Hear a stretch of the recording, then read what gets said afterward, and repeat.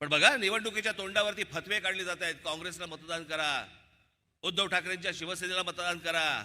जर हे मशिदींमधनं हे मौलवी जर समजा यांना फतवे काढत असतील की यांना मतदान करा म्हणून, मग आज राज ठाकरे तुम्हाला आज फतवा काढतो. माझ्या तमाम हिंदू बांधवांनो, भगिनींनो आणि मातांनो,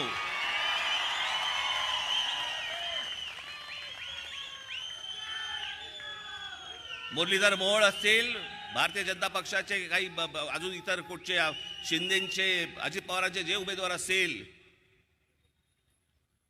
त्याला भरघोस मतांनी मतदान करा. ही जी अनेक लोकांची जी चळवळ चालू आहे ना, चळवळ काँग्रेसला मतदान करण्याच्या दृष्टिकोनातनं, हे कशासाठी? कारण गेल्या 10 वर्षामध्ये तोंड वरती नाही काढता आलं यांना.